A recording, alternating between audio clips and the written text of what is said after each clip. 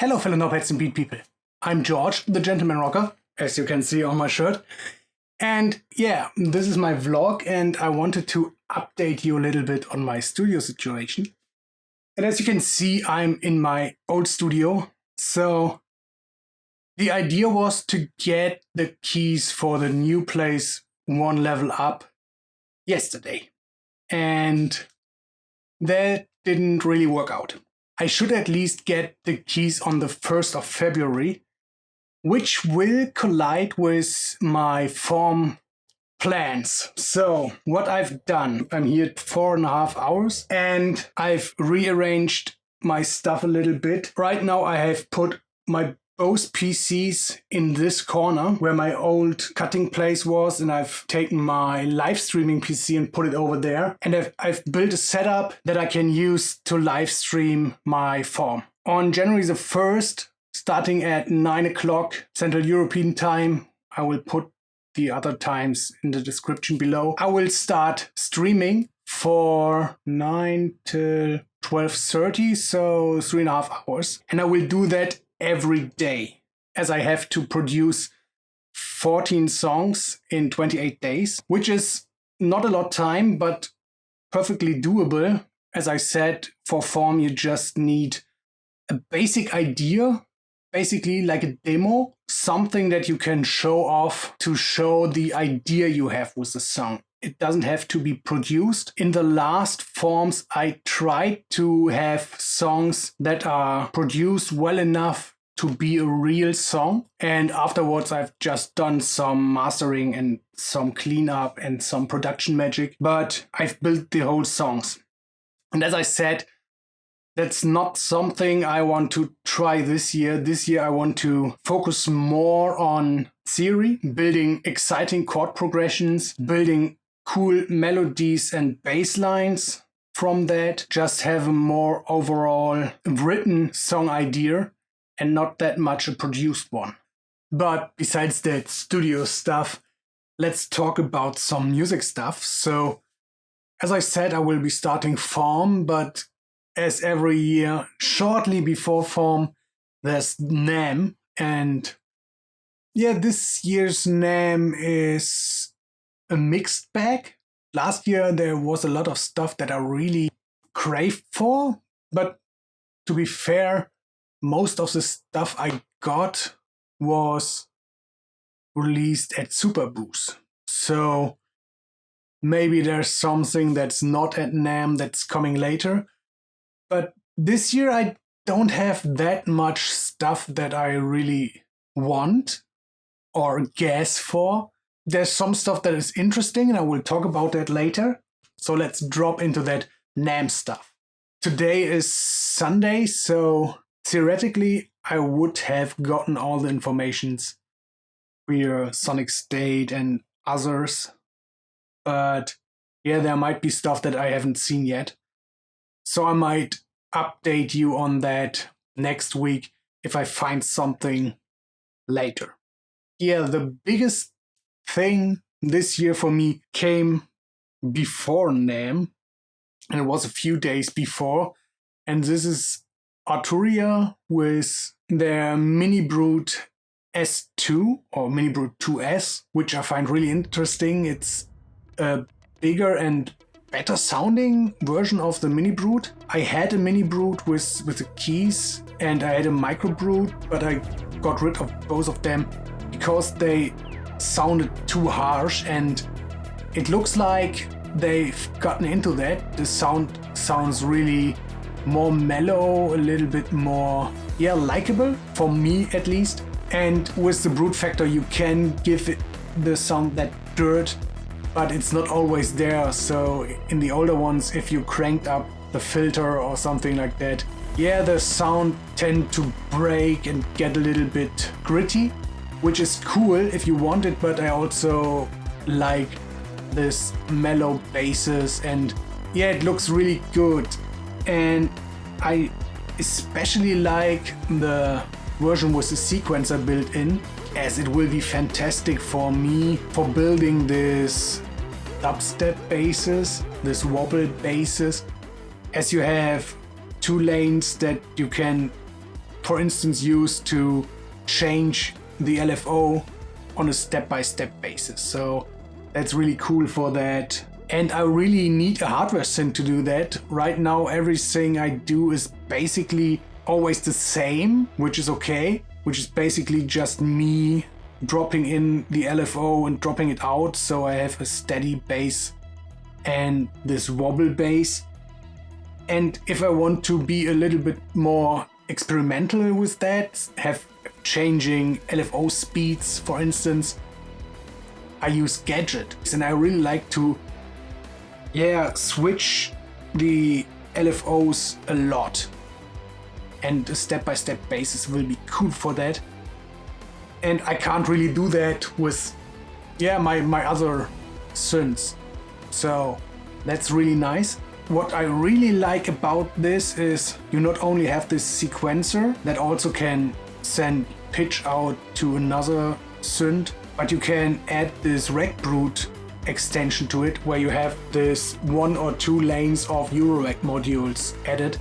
And if you take a look at my Instagram, I have a mini Eurorack setup, and I've added my first real Eurorack synth to it, which is Dreadbox Hardest, and it's basically a mono synth, complete mono synth for Eurorack. So I would have a sequencer to sequence it. I can use it as a third oscillator, which will be really cool. So I can really build up on that. And then I have 4 of this Roland IRA EFX Eurorack modules that need way too much power, but I will build an external case for them out of wood and put them besides the rack. And I will use this as a starting point for my Eurorack. And I wanted to start anyhow with Eurorack stuff. That's why I bought the Hardest as a starting point. My idea was to get the Hardest, which has its own power, and then get a case with power built in. And that's exactly what I will do. I will get the Mini Brute 2S with the 6U Rack Brute with the link system, and this way I will have one sequencer that I can take with me with a lot of sound built in, do it to the Eurorack, and I will use that together with my drum brute that I also have, so they should really work well together. I have heard some videos online and I really like the sound of the drum brute together with that. So that's the biggie that I want to get this year. And besides that, there's not much that really interests me. One interesting thing is the Korg Prologue, but it's more interesting thing and not really I'm really interested in that. Yeah, I really think that the Novation Peak sounds way better, and I don't need a keyboard synth, so I don't need keys on my synth, and there's no desktop, so I have the Peak standing up there, and I don't need another poly analog. I guess the Peak is really enough for that. And as I want to go more into recording several takes, if I want 2 lines of poly synth, I can record one after another. So I don't really need another poly synth.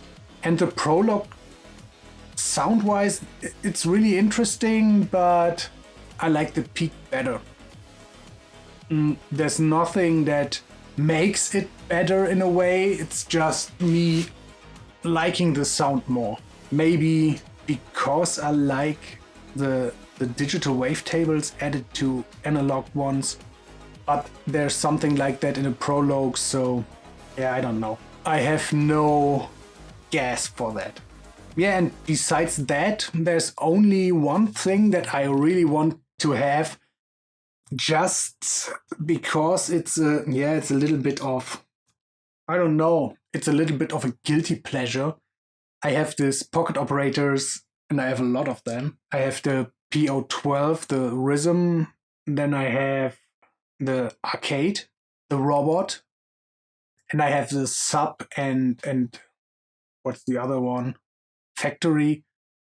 I don't like them that much, but I really love the arcade. I really love the PO12, the rhythm. And yeah, the robot is really cool for live melodies. They announced 2 new pocket operators together with the tonic from last year, and it's the metal series as they call it. What I'm really interested is the PO Speak, which basically samples your voice, translates it into, this vocals, and then plays it back with vocal synthesizers.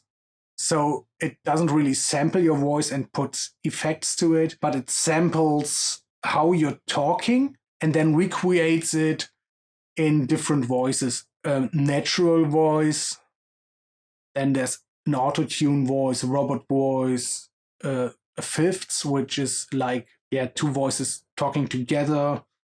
And it's really interesting as you can, as I said, sample stuff and then slice it up, as you can set start and end point. And there could be really some fun ways to work with samples. As I don't have a real sampler and all the samples available are not really what I want. I looked at the Octotrack and the MPCs, and they're all not really what I would like to have. So this is my first sampler, basically. And besides that, I just use audio that I record and cut down if I need samples. So no need for sampler, but this is, as I said, something else. And I'm really interested into how to use that. Yeah, I really like the idea of it. It's not as cheap as the older ones were. So the first ones, the PO12, 14, and 16, were $59. The next ones, the arcade, robot, and office, were $69, and the metal series is €99. But having a voice synthesizer that analyzes your voice and plays it back for that money is really cool, I guess. One really cool thing is you can back up your recordings via audio out. So you just record a WAV file from the audio out. And then if you play it back, it will be put back into the PO Speak. So you can back up your stuff, which is really nice. You can't really do that with the other pocket operators. And for some of them, I would pay money for that. So if they bring out an arcade that you can back up, so you could build 16 patterns for one song, really dope idea. Maybe the OPZ has something like that, as it's rumored that the OPZ is basically some of the pocket operators in module form and put into a unit that you can carry around. So hopefully you can do something like this later on. As I really like the arcade, but you can't really do much with 16 patterns if you can just program them, use them, and then go on. So it's a fun toy, and I look at it just like that. They're fun toys to play around with that you can get some really cool sounds out of. So the PO12 can be sampled and build you a library of really cool beats. The arcade can be sampled too, of course. But then again, it would be really nice to have the possibility to load your stuff back in and change something if you want to have a break in a song later on, which sometimes happens. So you build a song and then you think, I need a really cool break there. And if your stuff is gone, it's gone. I don't know. I'm not as hyped as last year, but then again, I got a lot of stuff last year that have to be better like that. So I have a mono synth, and if I want to have another mono synth, it has to offer something more, which the Mini Brute does. Like I said, I have a poly analog synth, so it has to be really more than the Peak offers, and there's nothing there that interests me. And the other stuff, there's cool stuff announced, but nothing for me. So that's what I think about the NAMM announcements. And I'm really interested to see what Superboost will bring. As I said last year, Superboost was really the place where a lot of stuff happened. And Novation, for instance, has not really announced anything. So maybe there's another circuit around the corner at Superboost. So yeah, we'll see. And I will start packing down more stuff here. And I hope I see you all next week. Or even better, starting February 1st, I will live stream from 9 till 12:30 on twitch.tv/gentlemanrocker. So I hope I see you there. And people of the internet, I see you later. Bye.